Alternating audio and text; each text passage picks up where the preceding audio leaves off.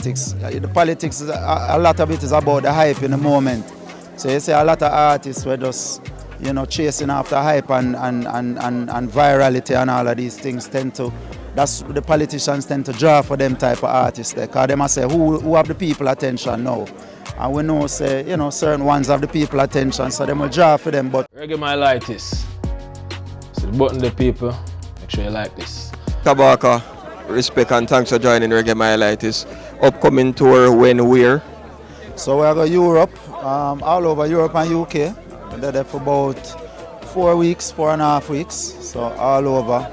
Name the city, we're probably there, Yeah, Europe, UK, London, Munich, Berlin, everywhere. Yeah. Alright, and good to see that reggae music still travel the world. Because you have a set of people who feel like reggae music is dead. But as a flag bearer for the reggae revival, what you have to tell them about reggae when you go out in the world? Yeah, I mean, reggae is an international music, you know what I mean? And just because you might not see it as a dominant thing in Jamaica in terms of the news headlines and the hype and the trending, is still global, The music still streaming, the show is still doing well. Buju Banton did 2 sold out dates in an arena in New York. That was 18,000 every night, and that's reggae music, So, yeah, it's still strong and we still represent, So we just give thanks. The legends set the part that we can have touring markets to go right around the world, And you talk about the legends, the Bob Marley, the Dennis Brown, Gregory Isaac, everybody, Peter Tosh, everybody. But do you think it's unfair for a comparison between that generation and your generation? It's almost as if people want to water down the role what this generation play. I mean, it's different eras. So when Bob and Peter them was touring the world, they was introducing reggae to the world. So you had that boom in that sense where, this was something new, and this was, they had major labels with major funding behind them, pushing them and pushing the music on a level. Now we're in a different era now where a lot of us are independent, a lot of us doing the thing. I formed a band before and toured Europe before I even had songs playing in Jamaica. You know what I mean? So it's just a whole different situation going on now, but we're just living in the reality, and people can compare, people can do what they want. That's even why people call it a revival, because they saw similarities between what we were doing and what, was happening in the 70s. And you talk about your style. What I like about your style, it's contemporary, but it does not leave out the roots. It's almost like hip-hop meet reggae. That's your style, with lyrics, with flow and everything. And I guess that is intentional. I have to believe in myself.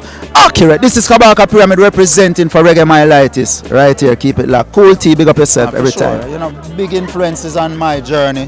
Reggae, dancehall, hip-hop. So I just fuse them in the way that feel natural to me and work with my voice and my style and my delivery. But the message is always the most important thing. Regardless of the style and the sound, is always a message. So for me, the genre is the culture that you represent. And we represent truths and rights and equality and freedom for all people. That's why we say reggae, that's what the culture is about, And then finally, we're going to talk about message. That's something that hits home with me, because one of my favorite Kabaka Pyramid is Well Done. Yeah. A very sarcastic song aimed towards the politicians. We see artists becoming a bit more political nowadays. Do you think that water down the message are the core values of reggae and dancehall music? When they say even like a Vybz Kartel becomes so political. I know everybody have them preference and the right to do what they want to do still, but if you are fighting against a system, as a musician, do you need to show any affiliation? Yeah, I mean, I think the artists them who are known for fighting against the system shouldn't really get caught up in it. You know what I mean? Because that show a kind of hypocrisy. But there's a lot of artists over the years where they're known for talking about other things in their music. So when we see them get involved with politics, the politics, a lot of it is about the hype in the moment. So you see a lot of artists were just, chasing after hype and virality and all of these things that's the politicians tend to draw for them type of artists there. Because they must say, who have the people attention now? And we know, say, certain ones have the people attention, so they will draw for them. But me as a man, me personally, like to get used in other way there, because we have a certain ethics and a certain structure to how we deal with the thing. And we know that the two-party system has not been friendly to the poorer person. And when you don't have good options, then it don't make no sense. You know, so what we would have loved to see the best of our leaders come together and form one system, you know, and really put the people first. So, you know, that's really what I would want to see. But until then, we just have to go and educate the people through the music, you know. This is Kabaka Pyramid representing for Reggaemylitis right here. Keep it locked. Kool Tea, big up yourself every time. Okay, blessed. Reggaemylitis. So the button the people, make sure you like this.